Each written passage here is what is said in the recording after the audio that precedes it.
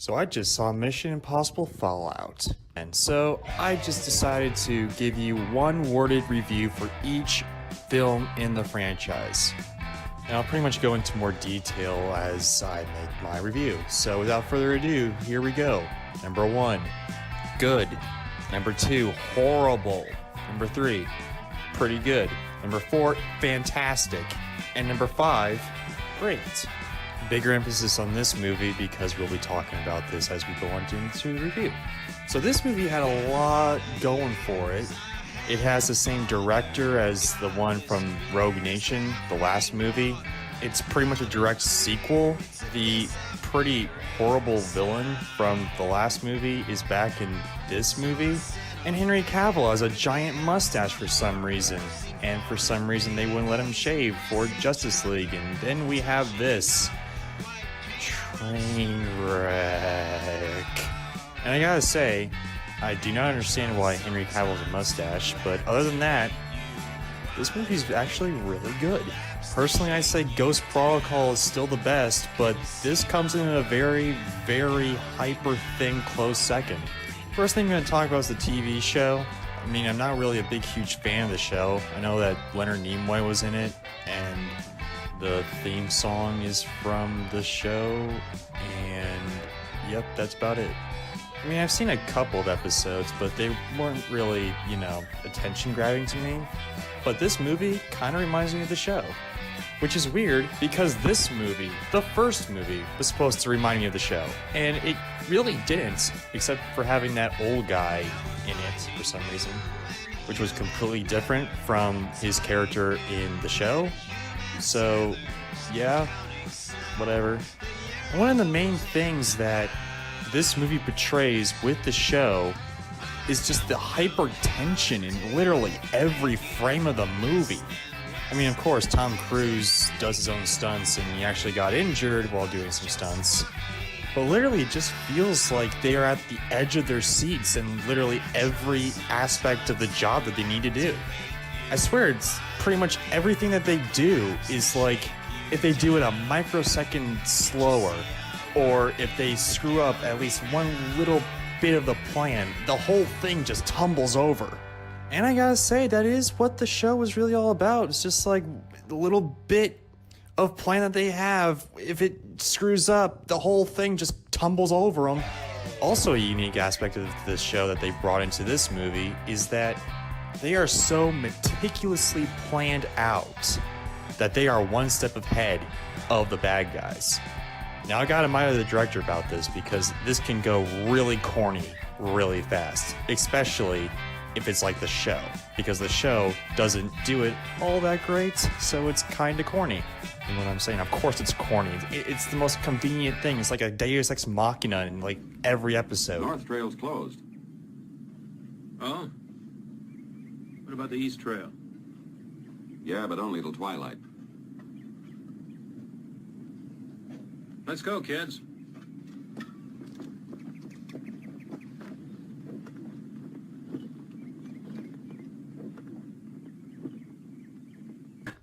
And while yes, there are some Deus Ex Machinas in this movie, kind of, it almost feels like they actually planned it, so they get a little bit of a pass. And by the time you figure out that it's a Deus Ex Machina, they're just like 3 other steps in the plan ahead of you. So you're just like, oh, what the heck? Oh, okay. Oh, I guess we're doing this now.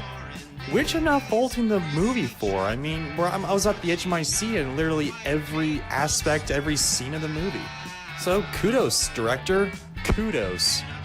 Now, I gotta admit, I wasn't a big, huge fan of Rogue Nation. I mean, I thought it was pretty good, but still, it wasn't that entertaining. I mean, especially since there was a lot of plot holes in Rogue Nation that didn't really make a whole lot of sense for the other 4 movies that came before it.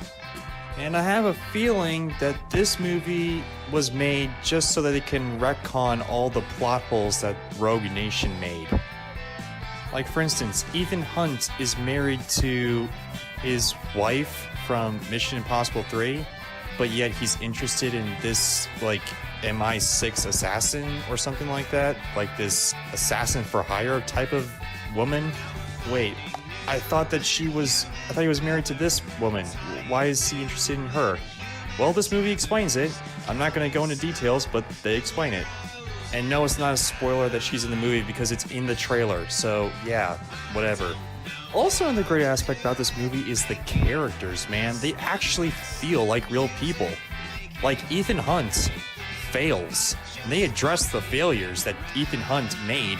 And he gets hurt, man. I mean, he limps. He does all this stuff. He barely survives. I mean, is there still movie logic where he just jumps out of a helicopter, jumping out of 400 feet, but lands perfectly or something like that? There's a little bit of that, yeah, but it's almost like he's jumping out like 200 feet, landing, kind of limps a little bit, and then just starts running again. I mean, that's kind of what they're going for.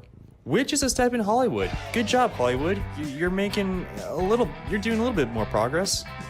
Good job there. There's also this big, huge complaints about Mission Impossible movies that it's not really the team. It's pretty much Tom Cruise / Ethan Hunt's movie. I mean, it should be about the team, like Fast and Furious, even though you could make an argument that it's Vin Diesel's movie.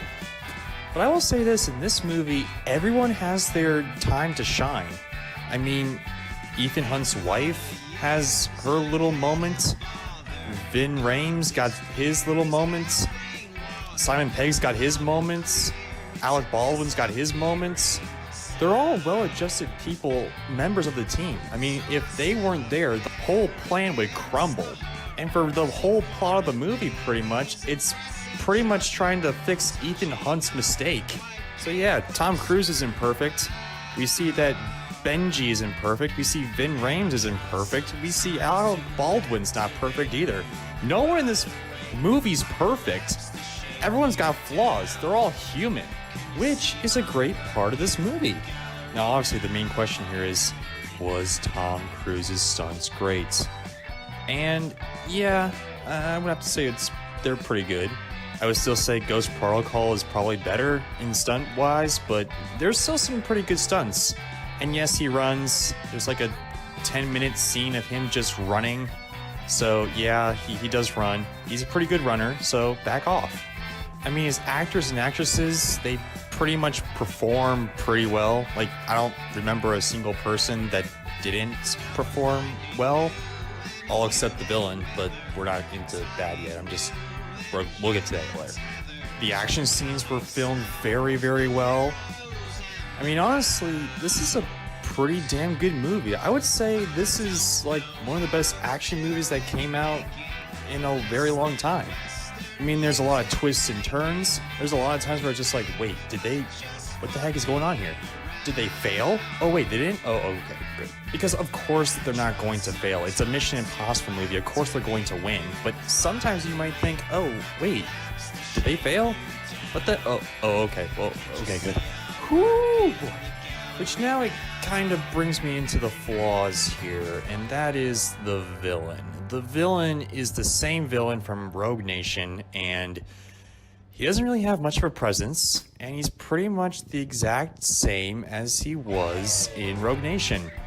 Boring, bland, and just like the mustache-twirling villain. I mean, what the heck? I mean, he doesn't just have a mustache this time. He's got a beard, man. I mean, what the heck? I mean, the director fleshed out pretty much every character except for the villain. The villain was just the same guy. I don't remember his name because he was just so bland. Also, Henry Cavill, I mean, he was a pretty good character, but like at the beginning of when his character showed up, it kind of reminded me of a kindergarten playground bully or whatever. He was just there, not really doing a whole lot of great acting or whatever, but once the bathroom scene fight hits and by the way, that's very, very, very good. You're kind of warmed up to him and you're like, okay, well, good job, Henry Cavill, you're doing a pretty good job now. Also, there's not a ton of humor in this movie. I mean, not a lot of good humor. I mean, the humor that is actually in there is actually pretty bad. I mean, there wasn't really one scene that I was just like giggling at or laughing at like I was in Ghost Protocol, because that movie's fantastic and that's my favorite Mission Impossible movie ever. But you see, here's the thing. Yeah, I get that Mission Impossible is like this really serious action movie, but it's also got some comedy, as we've seen in Ghost Protocol and Mission Impossible 3 and what have you.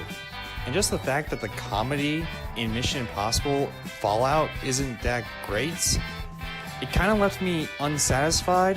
Like, I wanted a little bit more comedy because it's Mission Impossible, and I'm not really supposed to take this seriously. And while I did, I just kind of wanted a little bit of, like, happy humor to kind of, like, shake off the really serious tone that this movie had. I mean, come on, Mission Impossible. You're not Tinker Tailor Soldier Spy. You're Mission Impossible. You're goofy. Be goofy. Also, the beginning of the movie kind of happens abruptly. Like, do you remember that scene where Tom Cruise is getting married to his wife in the movie? Which, by the way, didn't happen in Mission Impossible 3. It happened in the hospital, not in the green pastures or whatever the heck this place is. Yeah, that happens in the beginning of the movie. And I can't really say anything more because spoilers, but still, it happens at the beginning of the movie. And then right after that, he starts his mission. I mean, what the heck? And also the ending, while I'm not going to give it away, it left me unsatisfied. Like, really, that's it? This is how you're going to leave us now? That's it? That's literally it? That's all you gave us?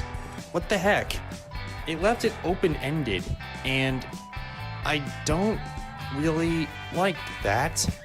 I mean, I'm trying not to spoil it, but it kind of reminded me of, like, how all the Fast and Furious movies end, and how Baywatch ended.